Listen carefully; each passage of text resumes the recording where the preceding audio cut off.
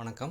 இந்த பாட்காஸ்ட்டில் ஆர்கே நாராயண் அவர்கள் எழுதின என்ஜின் ட்ரபிள் அப்படின்ற ஷார்ட் ஸ்டோரி பற்றி பார்க்கலாம். ஆர்கே நாராயண் பழைய மெட்ராஸ் பிரசிடென்சியில், அதாவது மெட்ராஸ் மாகாணம் அப்படின்னு சொல்லப்பட்ட நிலப்பகுதிக்கு உட்பட்ட பெங்களூரில் பிறந்தவர். பிறப்பால் தமிழர் அவர். அவரோட பிரபலமான சகோதரர் திரு ஆர்கே லக்ஷ்மண் அவர்கள் இந்தியாவிலே மிக பிரபலமான கார்ட்டூனிஸ்டாக இருந்தவர். நீங்கள் அவர் உருவாக்கின காமன் மேன் அப்படின்ற கார்ட்டூன் கதாபாத்திரத்தை பார்த்துருக்கலாம். நீங்கள் ஸ்கேம் 1992 அப்படின்ற டிவி சீரீஸ் பார்த்துருந்தீங்கன்னா அதில் ஒரு கேரக்டராக அவர் வருவார். அந்த பத்திரிகையில் கார்ட்டூனிஸ்டாக அவர் வேலை பார்த்துட்ருப்பார்.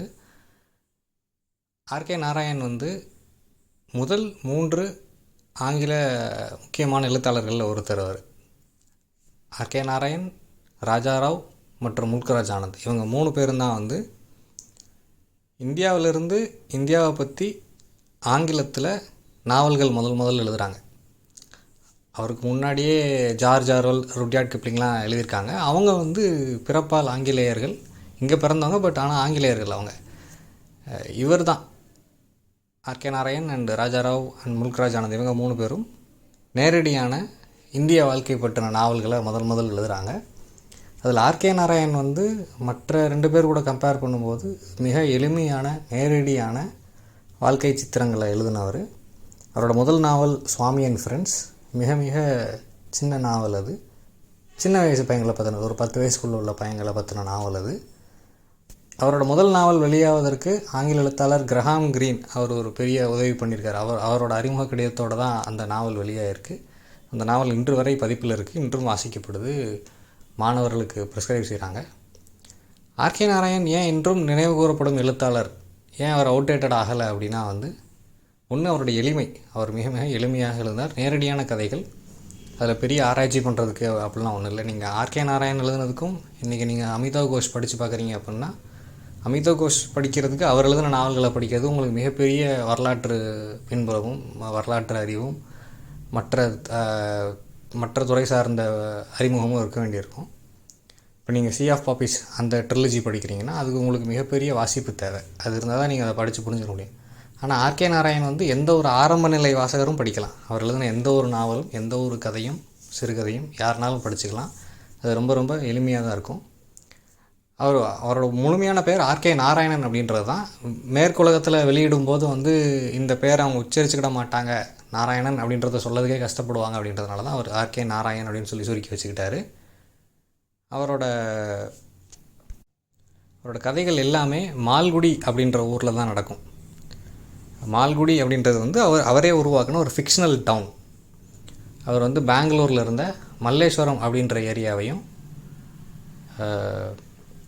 பசவன்குடி அப்படின்ற ஏரியாவையும் இணைச்சி, அந்த ரெண்டு ஊரின் பெயர்களையும் இணைச்சி மால்குடி அப்படின்ற ஊரை உருவாக்குறாரு. இந்த சிறுகதையான என்ஜின் ட்ரபிள் இந்த கதையை சொல்லி நேரடியாக கதையை சொல்கிறார். ஒரு சாதாரண மனிதர், கதை மால்குடியில் தான் நடக்குது. அங்கே இந்த கோயில் திருவிழாக்கெல்லாம் பல்வேறு ராட்டனங்கள் கொண்டு இறக்குவாங்க, பல்வேறு விளையாட்டுகள் வச்சுருப்பாங்க, பல்வேறு பொருட்கள் விற்பாங்க. இந்த மாதிரி அந்த ஊரில் ஏதோ ஒரு திருவிழா, அதுக்கு கெய்டி லேண்ட், சர்க்கஸ் உட்பட இப்படி பல விஷயங்கள் அங்கே இறங்கியிருக்கு. ஒவ்வொரு நாளும் அங்கே போய் மக்கள் கேளிக்கையில் ஈடுபடுறாங்க. உதாரணத்துக்கு கையில் ஒரு வளையம் கொடுப்பாங்க. நீங்கள் எந்த பொருள் மேலே தூக்கி எறிகிறீங்களோ அந்த பொருளை உங்களுக்கு கொடுத்துருவாங்க. அதில் பார்ட்டிசிபேட் பண்ணுறதுக்கு நீங்கள் கொஞ்சம் காசு கொடுக்கணும். இப்போ 10 ரூபா 20 ரூபா கேட்குறாங்கன்னா அந்த டைமில் 5 அணா 8 அணான்ற மாதிரி அவர் சொல்கிறார். இந்த கதை ஒரு 1960 நடக்குது அப்படின்னு சொல்லி நம்ம கெஸ் பண்ணலாம். அவர் 1905 பிறந்திருக்காரு. 5 இல்லை 6. இந்த கதை சுதந்திரம் பெற்று ஒரு 10 வருஷத்தில் 1950s, லேட் 50s 60s நடக்கதாக வச்சுக்கலாம். அப்போ அந்த கிராமத்தில் அந்த கோயில் திருவிழா, அதை ஒட்டி நடக்கக்கூடிய நிகழ்ச்சிகள், கேளிக்கை நிகழ்ச்சிகள், அதில் இந்த லக்கி ட்ரா ப்ரைஸ் மாதிரி வச்சுருக்காங்க. அதில் இப்போ கூட கடைகளில் விற்கிறாங்க. சின்ன சின்ன கடைகளில் நீங்கள் 1 ரூபாய்க்கு வாங்கினா உங்களுக்கு ஸ்க்ராட்ச் கார்டு மாதிரி ஒன்று கொடுப்பாங்க. அதை ஸ்க்ராட்ச் பண்ணி அதில் என்ன இருக்கோ அது உங்களுக்கு பரிசாக உண்டு. இப்போ அந்த மாதிரி ஒரு லக்கி ட்ராவில் இந்த கதை சொல்லி அவருக்கு ஒரு ரோடு போடுற இன்ஜின் பரிசாக கிடச்சிது. அந்த பழைய இன்ஜின் எப்படி இருக்குன்னு நமக்கு தெரியும்ல. இப்போ உள்ள நவீன இன்ஜின் மாதிரி பின்னாடி ரப்பர் டயரும், முன்னாடி மட்டும் ரோலர் அப்படி இல்லாமல் முன்னாடி பின்னாடி எல்லாமே அது ரோலர் மட்டும்தான் இருக்கும். அந்த பழைய இன்ஜினில் அது அவருக்கு பரிசாக கிடச்சிருது. அவர் அதை எதிர்பார்க்கவே இல்லை. அவர் ரொம்ப சாதாரணமானவர். ஏழை ஏழை தான். அப்போ இது கிடச்ச உடனே அவருக்கு ஒன்று என்னென்னா, இதை வச்சு பணம் ஈட்டிட முடியும், இது நல்ல விலைக்கு போகும் அப்படின்னு சொல்லி அவர் நினைக்கிறாரு. அவர் ஒரே நாள் செலிப்ரிட்டி ஆகிட்டார். திடீர்னு ஒருத்தருக்கு லாட்ரியில் பணம் விழுந்த உடனே அவருக்கு ஊரில் வந்து பெரிய பெரிய மரியாதையும் எதிர்பார்ப்பும் கூடியது இல்லையா, அந்த மாதிரி. அப்போது அவர் இதை வச்சுக்கிட்டு என்ன பண்ணுறது அப்படின்னு யோசிச்சுட்ருக்காரு. அந்த சர்க்கஸ் உட்பட அந்த இதை நடத்துகிறவர்கிட்ட போய் கேட்குறாரு, இந்த பொருளை, இந்த கிஃப்ட்டை எப்படி நான் இங்கேருந்து என் வீட்டுக்கு கொண்டு போகிறேன்னு சொல்லிட்டு. அவர் சொல்கிறாரு, இது அங்கேருந்து இங்கே கொண்டு வரதுக்கே நான் படாத பாடுபட்டேன், இது இங்கேருந்து எடுத்துகிட்டு போகிறது உங்கள் பாடு, எனக்கு தெரியாது, நீங்கள் ஜெயிச்சிருக்கீங்க, பொருள் உங்களோடது, நீங்கள் எப்படினாலும் இங்கேருந்து எடுத்துகிட்டு போங்கன்னு சொல்லிடுறாரு. இப்போ இவர் கேட்குறாரு, இந்த சர்க்கஸ் இதெல்லாம் முடிகிற வரைக்கும் இந்த ரோடு போடுற இன்ஜின் இங்கேயே இருக்கட்டுமே சொல்லி ரெக்வஸ்ட் பண்ணி கேட்குறாரு. அவர் சரி இருக்கட்டும், நோ ப்ராப்ளம் அப்படின்னு சொல்லிடுறாரு. ஸோ அப்போ இவர் ஒவ்வொரு நாளும் அங்கே போய் அந்த சர்க்கஸ் முடிகிற வரைக்கும் அந்த இன்ஜின் அங்கே இருக்கிறத பார்க்குறாரு பெருமையாக. ஒவ்வொருத்தரும் ஊருக்குள்ள ஒன்று சொல்கிறாங்க. இப்போ விசாரிக்கும்போது கிட்டத்தட்ட 50 கிலோமீட்டர் சுற்று வட்டாரத்தில் அந்த ரோடு இன்ஜினை ஓட்டுறதுக்கு ஆளே இல்லை அப்படின்னும் தெரிஞ்சுக்கிறாரு. அப்புறம் கொஞ்சம் நாளில் அந்த ஒரு 10 நாளில் அந்த இதை காலி பண்ணி போயிட்டாங்க. அப்புறம் முனிசிபாலிட்டியிலேருந்து அவருக்கு ஒரு லெட்டர் அனுப்புகிறாங்க, நீங்கள் முனிசிபாலிட்டி இடத்துல அனுமதி இல்லாமல் உங்கள் வண்டியை நிப்பாட்டி வச்சுருக்கீங்க, உடனே அதை எடுங்க, இல்லை அபராதம் கட்டுங்க அப்படின்னு சொல்லி ஒரு கம்யூனிகேஷன் வருது. அவர் யோசிக்கிறார், இந்த பொருள் வந்து இந்த ரோடு போடுற இன்ஜின் கண்டிப்பாக நல்ல விலைக்கு போகும், அதனால் இதை வந்து இப்போதைக்கு அதுக்கு வாடகை கொடுக்கலான்னு சொல்லிட்டு வாடகை கொடுக்குறாரு. வாடகை 10 ரூபா கேட்குறாங்க. அவர் குடியிருக்கிற வீட்டுக்கு 4 ரூபா தான் வாடகை கொடுக்குறாரு. நான் இந்த வண்டியை அங்கே நிப்பாட்டிச்சிருக்கு 10 ரூபா கேட்குறாங்க. அதனால் அவர் ஒய்ஃபோட நகையெல்லாம் அடகு வைக்க வேண்டிய சூழ்நிலைக்கு ஆளாகிறாரு. இப்படி இருக்கும்போது ஒவ்வொருத்தர் ஆளுக்கு ஒரு யோசனை சொல்கிறாங்க. ஒருத்தர் என்ன சொல்கிறாரு அப்படின்னா, நீங்கள் போயிட்டு இங்கே உள்ள லோக்கல் கிளப்பில் போய் கேளுங்க, அங்கே ஒரு டென்னிஸ் கோர்ட் வச்சுருக்காங்க, அதை சமன்படுத்துறதுக்கு அவங்களுக்கு இந்த வண்டி பயன்படும்னு சொல்கிறாங்க. இவர் அந்த கிளப்போட செக்ரட்டரிகிட்ட போய் பேசுகிறாரு. செக்ரட்டரி இல்லை, அந்த வண்டி தேவையில்லைன்ற மாதிரி சொல்லிடுறாரு. அதை வச்சு இப்போ எங்களுக்கு அது தேவையில்லை, அதாவது இவர் ஒரு மிக சாதாரணமான ஆளுன்றதுனால ஒரு கிளப்போட செக்ரட்டரி அவங்க எப்படி ட்ரீட் பண்ணியிருப்பாங்கன்னு நீங்கள் கெஸ் பண்ணலாம். அப்புறம் அடுத்து என்ன யோசனை சொல்கிறாங்கன்னா, முனிசிபல் சேர்மன்ட்டே போய் பேசிடுங்க அப்படின்னு சொல்கிறாங்க. ஏன்னா முனிசிபாலிட்டி வந்து தொடர்ந்து ரோடுகள் போட வேண்டியிருக்கும், அவங்க வண்டியை வாடகைக்கு தானே பிடிப்பாங்க, இந்த வண்டியை நீங்கள் ஒரு விலை கொடுக்குறீங்கன்னு சொன்னால் அவங்க வாங்கிக்கிடுவாங்களான்னு சொல்கிறாங்க. முனிசிபல் சேர்மனும் அதில் பெரிய ஆர்வம் கட்டலை. அதுக்கு முன்னாடி அவர்கிட்ட பேச முன்னாடி அவர் சொல்கிறார், அவரோட பொறுப்புகளை பற்றி சொல்கிறார், நீங்கள் தார் சாலையை எப்படி போடணும் வைக்கணும்னு சொல்லி ஒரு பெரிய உரையாற்றி தான் பார்க்குறாரு. ஆனால் சேர்மன் வந்து வண்டியை வாங்குறதுக்கு ரெடியாக இல்லை. அப்புறம் திரும்ப வேறு வழி இல்லை அவருக்கு. அப்போ ப்ரெஷர் கூட்டிகிட்டே வருது, அங்கேருந்து வண்டியை நகட்ட சொல்கிறாங்க. அதுக்குள்ளே அங்கே இன்னொரு நிகழ்ச்சி அங்கே ஏற்பாடாக இருக்குது. இப்போ நீங்கள் மதுரையில் வந்து தமுக்கம் மைதானம்னு ஒரு மைதானம் இருக்குது. அங்கே அரசியல் கட்சி கூட்டம் நடக்கும், சில பேர் அங்கே கல்யாணமே நடத்துவாங்க, அப்புறம் புத்தக கண்காட்சி அங்கே தான் நடக்கும், எல்லா பொருட்காட்சியும் அங்கே தான் நடக்கும், வீட்டு உபயோக பொருட்கள்னு பொருட்காட்சி நடக்கும், விவசாயத்துக்கு தேவையான பொருட்காட்சின்னு சொல்லி அங்கே நடக்கும். இப்போ இந்த மாதிரி ஒரு பொதுவான கிரவுண்ட் அப்படின்றதுனால அந்த கிரவுண்டில் வேறு ஒரு கண்காட்சி நடக்க போவதாகவும் அதை வந்து அவரோட வண்டி அங்கேருந்து எடுக்க சொல்லி ஒரு நோட்டீஸ் அனுப்புகிறாங்க. அவர் யோசிக்கிறார், இப்போ நகட்டம்னா என்ன பண்ணுறதுன்னு சொல்லிட்டு. அப்போ அவருக்கு என்ன தோணுது, எல்லா பஸ் டிரைவராலையும் அந்த வண்டியை ஓட்ட முடியும்னு நினைக்கிறாரு. அப்போ அந்த வழியாக ஓடுற எல்லா பஸ் டிரைவர்ட்டையும் கேட்குறாரு, இந்த மாதிரி இந்த வண்டியை எனக்கு நகட்டி கொடுங்கன்னு சொல்லிட்டு. யாரும் சம்மதிக்கலை. அப்புறம் ரயில்வே ஸ்டேஷனில் போய் வர்ற அந்த ரயில் இன்ஜின் டிரைவர்ட்டையும் கேட்குறாரு. அவங்க சொல்லிடுறாங்க, இல்லை நான் இந்த இன்ஜினை ஓட்டுவேனா உங்கள் இன்ஜினை ஓட்டுவேனா, எனக்குரிய வேலையை பார்க்கறதுக்கு நேரம் இல்லைன்ற மாதிரி அவங்க சொல்லிடுறாங்க. அப்புறம் ரொம்ப கஷ்டப்பட்டு தேடி ஒருத்தரை கண்டுபிடிக்கிறாரு. அவர் வந்து ஒரு சஸ்பென்ஷனில் இருக்கக்கூடிய பஸ் டிரைவர். அவர் என்ன சொல்கிறார், என்னால் ஸ்டியர் பண்ண முடியும், ஆனால் இந்த வண்டி யாராவது தள்ளணும்னு சொல்கிறார். அதை ஓட்ட முடியாது, நான் ஸ்டியரிங்கை நான் பிடிக்கிறேன், யாராவது தள்ளுனா இந்த வண்டியை நீங்கள் எங்கே கொண்டு போய் நிறுத்த சொல்கிறீங்களோ அங்கே நிறுத்திடுறேன்னு சொல்கிறார். அவரோட ஃப்ரெண்டுக்கிட்ட பக்கத்தில் ஒரு 50 யார்டு தூரத்தில் ஒரு இடம் அவரோட ஃப்ரெண்டோட இடம் இருக்குது, அங்கே வந்து நிப்பாட்டி வச்சுட்டா அப்புறம் மெட்ராஸுக்கு போயிட்டு இதை பற்றி பேசி இதை விற்கிறதுக்கு ரெடி பண்ணலாம் அப்படின்னு சொல்லி ஒரு ஐடியாவில் இருக்கார். ஆனால் வண்டியை தள்ளாம மட்டும் போதாவது இழுக்கணும்னு சொல்லிட்டு கோயில் யானைகிட்ட போய் கோயில் அர்ச்சகர் வந்து இறங்கி வர்றார். அவர் மேலே இறக்கப்பட்டு கோயில் யானையை வச்சு அந்த இன்ஜினை கெட்டி இழுங்க அப்படின்னு சொல்கிறார். அது மட்டும் காணாது, பின்னாடி இருந்து ஒரு 50 பேர் தள்ளணும் அப்படின்னு சொல்கிறாங்க. அப்போ பெரிய கயிறுகளை கொண்டு வந்து யானை கூட அந்த வண்டியை கட்டி யானையை வச்சு இழுக்க விட்றாங்க. பின்னாடிருந்து 50 பேர் சேர்ந்து தள்ளுறாங்க. யானை ஒரு பக்கம் இழுக்க, இவங்க ஒரு பக்கம் தள்ள, அவர் ஒரு ஸ்டீரிங் வீலை ஒரு பக்கம் திருப்பான்னு சொல்லிட்டு அது ஒரு டைரெக்ஷனில் போய் பக்கத்தில் இருந்த காம்பவுண்டு சுவரை இடித்து ஒரு பகுதி இடித்து விழுந்துருச்சு. யானை வேற ஒரு பகுதி அதை ஓங்கி கோவப்பட்டு மிதிச்சதில் யானையோட கால்லையும் அடி, காம்பவுண்டு சவர் இன்னும் கொஞ்சம் அதிகமாகவே உடஞ்சி விழுந்துருச்சு. இப்போ அந்த வீட்டுக்காரர் வந்து இவர் மேலே கேஸ் கொடுத்துட்றாரு. ஸ்டேஷனுக்கு கூப்பிட்டு போயிடுறாங்க. அவர் பெயிலில் வெளியில் வந்தோடனே அவர் முன்னாடி இருக்கிற பிரச்சனைகள் என்ன அப்படின்னா, முதல்ல அந்த காம்பவுண்ட் வால் கட்டித்தரணும், யானைக்கு வந்து ட்ரீட்மெண்ட்டுக்கு பார்க்கணும், யானைக்குரிய கூலி வேறு பேசியிருந்தாங்க அது கொடுக்கணும், அதுபோக ஓடிப்போன 50 பேருக்கு சம்பளம் கொடுக்கணும், போக அந்த வண்டியை ஓட்ட வந்தவருக்கும் காம்பன்சேஷன் கேட்குறாரு. இது போக வண்டி வந்து உரிய இடத்துக்கு போய் சேரலை, அது அந்த காம்பவுண்ட் வாலில் உடஞ்சி அங்கேயே நிற்கிது. இதை எப்படி தீர்க்கிறது அப்படின்னு சொல்லி யோசிச்சுட்ருக்காரு. பெரிய கடனாளி ஆகிட்டார். கடன் கொடுத்தவங்களாம் நெருக்க ஆரம்பிச்சிட்டாங்க. மனைவியும் கோவப்படுறாங்க. இனி எதை அடகு வச்சு இதை சரி செய்ய போறீங்கன்னு சொல்லி கோவப்படுறாங்க.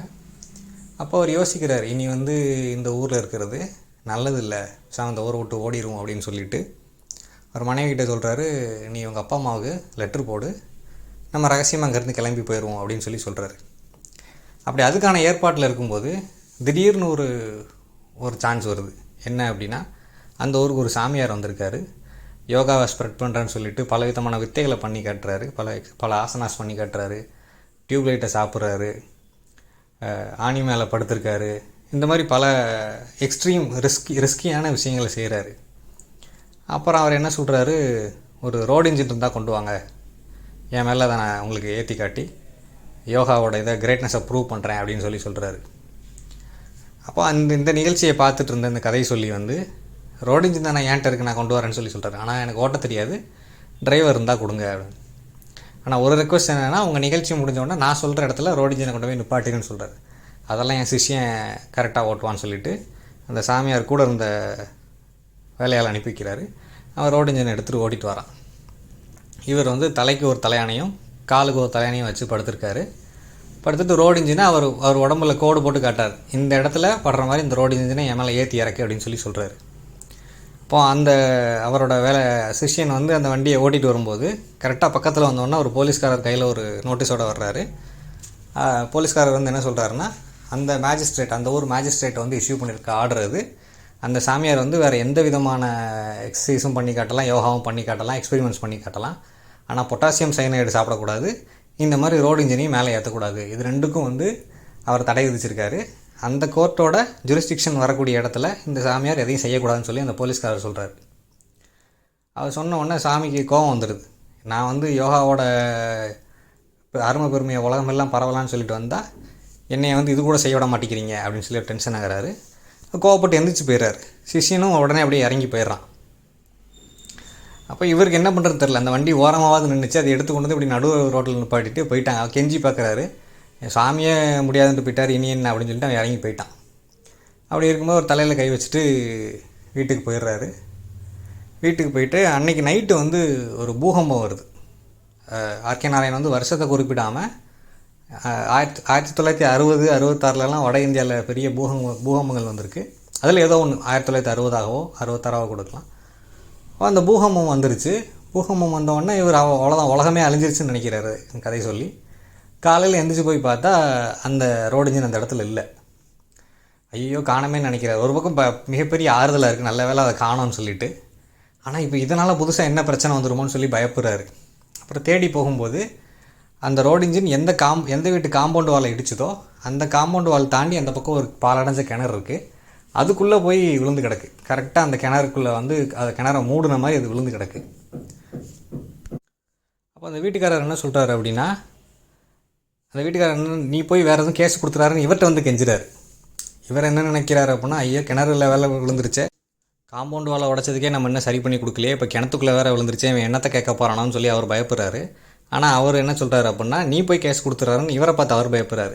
என்னடான்னு சொல்லி அவர் யோசிக்கும்போது, இது இப்படியே கிணறுக்குள்ளேயே இருக்கட்டும், முனிசிபாலிட்டிலேருந்து எனக்கு லெட்டர் கொடுத்துருக்காங்க, இந்த கிணறு வந்து ரொம்ப அழுகி போச்சணும், இந்த கிணத்துல உள்ள தண்ணி வந்து கெட்டு போச்சணும், இதை மூட சொல்லி எனக்கு கொடுத்துருந்தாங்க. நான் இதை எப்படி மூடுறதுன்னு யோசிச்சுட்டு இருந்தேன், எவ்வளோ செலவு பண்ண வேண்டியிருக்குன்னு தெரியலேன்னு சொல்லிட்டு, நல்ல வேலையாக அது வந்து விழுந்துருச்சு. இப்போ நான் என்ன பண்ணுறேன், நீ உன் மேலே உள்ள கேஸெல்லாம் வாபஸ் வாங்கிடுறேன், காம்பவுண்ட் வாலை நானே திரும்ப கட்டிக்கிறேன், நீ வந்து இதை பொருட்படுத்தாத, மற்ற உனக்கு என்னென்ன இருக்கோ எல்லாத்தையும் நான் செட்டில் பண்ணிடுறேன்னு சொல்லிடுறாரு. உனக்குரிய கடன்களை நான் செட்டில் பண்ணுறேன் அப்படின்ட்டு இவர் நிம்மதி பெருமூச்சு விட்டுட்டு வந்துடுறார். அப்புறம் கொஞ்ச நாள் கழிச்சு அந்த பக்கம் போய் பார்க்கும்போது அந்த புல்டோசர் விழுந்ததோட, அதாவது அந்த ரோடு இன்ஜின் விழுந்ததோடு சேர்த்து மேலே வந்து ஒரு சின்ன கேப் கூட இல்லாமல், இடைவெளி கூட இல்லாமல் அவர் வந்து அதை சீல் பண்ணி வச்சுருக்காரு அந்த கிணறை. இப்போ இந்த கதை எதை பற்றினது அப்படின்னா, ஒரு அன்எக்ஸ்பெக்டட் ஃபார்ச்சூன் ஒருத்தர் கையில் வரும்போது அவரோட வாழ்க்கை எப்படி மாறிடுது அப்படின்றது. லிட்ரேச்சரில், சினிமாவில் உள்ள ஒரு ஒரு ட்ரோப் என்ன அப்படின்னா, ஒரு ஒரு ஒரு விதமான கதை என்ன அப்படின்னா, ஒருத்தருக்கு அவருடைய வாழ்க்கைக்கு இன்றியமையாத பொருள் ஒன்று தொலைஞ்சு போயிட்டா என்னாகும் அப்படின்றது. அப்படி இல்லைன்னா ஒருத்தருக்கு எதிர்பார்க்காத பொருள் அவர் கையில் வந்தால் என்னாகும் அப்படின்றது. இது வந்து இந்த எதிர்பார்க்காத பொருள் கையில் வருது, ஒரு ஃபார்ச்சூன். அது ஒரு பெட்டி நிறைய பணமாக இருக்கலாம். நீங்கள் நோ கண்ட்ரி ஃபார் ஓல்டு மென் அப்படின்னு சொல்லி ஒரு ஹாலிவுட் படம் இருக்குது, 2007 வந்தது, கோயன் பிரதர்ஸ் எடுத்தது. அதில் ஒரு ஒரு ஃபார்மர் மிலிட்ரி மேன், வெட்டரன்னு சொல்லுவாங்க, வியட்நாம் வாரில் பங்கெடுத்த ஒரு வார் வெட்டரன். அவருக்கு ஒரு பேக் நிறைய பணம் கிடைக்கிது. அந்த பணத்தை அவர் எடுத்துகிட்டு வந்துடுறாரு. ஆனால் அது கூட என்னென்ன ட்ரபிள்ஸ் வரும் அப்படின்னு சொல்லி அவருக்கு தெரியாது. அதை அவர் கெஸ் பண்ணியிருக்க மாட்டார் அதை எடுத்துகிட்டு வரும்போது. இப்போ அந்த மாதிரி அன்எக்ஸ்பெக்டடாக இதே மாதிரி மலையாளத்துலேயும் ஒரு படம் இருக்குது, மாயாநதின்னு சொல்லி ஒரு படம் இருக்குது. அதில் வந்து டொவினோ தாமஸ்க்கு வந்து ஒரு பேக் நிறைய அமெரிக்கன் டாலர்ஸ் கிடைக்கும். இப்போ இந்த அன்எக்ஸ்பெக்டட் ஃபார்ச்சூன் அப்படின்றது it always comes with a risk or baggage. Unexpected baggages, unexpected villains. இப்போ இதே இது காமெடியாக நீங்கள் பார்க்கணுன்னு நினைக்கிறீங்கன்னா, ஐஸ் படத்தில் வந்து அன்லைக்லி ஃப்ரெண்ட்ஸ், ஒரு யானை, ஒரு ஸ்லாத், அப்புறம் ஒரு டைகர், சிங்கமும் புலியும் கலந்த ஒரு ஒரு அனிமல் இருக்கும். அப்போ இவங்கக்கிட்ட வந்து ஒரு குழந்தை வந்து வரும். அந்த ஃபேமிலியை பொறுத்த வரைக்கும் அந்த குழந்தை லாஸ்ட், பட் இவங்க வந்து தே ஃபவுண்ட் த பேபி. அப்போ இதை வச்சுக்கிட்டு என்ன பண்ணுறது, இவங்க கொண்டு போய் கொடுக்கணும்னு நினைப்பாங்க. அப்போ அதில் நடக்கக்கூடிய அட்வென்ச்சர்ஸ். அப்போ இது ரொம்ப சீரியஸாகவும் சொல்ல முடியும், ரொம்ப காமெடியாகவும் சொல்ல முடியும். R K Narayan is known for is light treatment of stories தான். ரொம்ப சீரியஸாக, ரொம்ப கிரிட்டிக்கலாக எழுதியிருக்க மாட்டார். ரொம்ப லைட் ஹார்ட்டடாக தான் அவரோட கதைகள் இருக்கும். இப்போ இந்த கதையில் ரொம்ப லைட் ஹார்ட்டடாக தான், ஒருத்தருக்கு அன்எக்ஸ்பெக்டடாக கையில் ஒரு பொருள் கிடச்சிது. அதனால் அவர் என்னென்னலாம் கஷ்டப்பட்டார், என்னெல்லாம் துன்பப்பட்டார். வெளியிலேருந்து பார்க்குறவங்களுக்கு வந்து ஒருத்தருக்கு ஒரு பொருள் கிடச்சிருச்சுன்னு வைங்க, அது பெருசாக தெரியும். ஒருத்தர் செகண்ட் ஹேண்டில் ஒரு கார் வாங்கியிருப்பார், அதை எல்லோரும் பார்த்து பெருசாக நினைப்பாங்க. ஆனால் அந்த கார் வாங்கினதுலேருந்து ஒரு பயங்கர கஷ்டப்பட்டுருப்பார். லாட்டரியில் பெரிய பணத்தை ஜெயிச்சிருப்பாங்க. அப்போ சொந்தக்காரங்க, அக்கம் பக்கத்தில் உள்ளவங்களாம் உதவி பண்ண சொல்லி வந்து நச்சரிக்க ஆரம்பிச்சிடுவாங்க. இந்த மாதிரி நீங்கள் கேரளாவில் கூட உண்மையிலேயே ஒரு சம்பவம் நடந்துச்சு. லாட்டரி ஜெயிச்ச ஒருத்தர் வந்து ஊரை விட்டே ஓடிட்டார். ஏன்னா வந்து கேட்டு வர்றவங்களை வந்து அவருக்கு நோ சொல்ல முடியல, தடுக்க முடியல. அப்போது இந்த கதையில் அந்த கதை சொல்லிக்கு வந்து அந்த இன்ஜின் அப்படின்றது வந்து அது வந்து அவரோட வாழ்க்கையை ட்ரவுலுக்கு உள்ளாக்கிடுச்சு. அவர் வந்து என்ன நினச்சார்னா, அது ஒரு ஃபார்ச்சூன் நினச்சார், அது விலை போகும், இல்லை அதை வாடகைக்கு விட முடியும் அப்படின்லாம் நினச்சார். ஆனால் அப்படி நடக்கலை, எல்லாமே மாற்றி தான் நடந்துச்சு. அதுலேருந்து ஒரு வழியாக வந்து அவர் மீண்டது தான் அந்த கதை. It's very fun to read. நீங்கள் அதை வாசிச்சும் பாருங்கள். இவ்வளோ நேரம் அந்த பாட்காஸ்ட்டை பொறுமையாக கேட்டதுக்கு மிக்க நன்றி.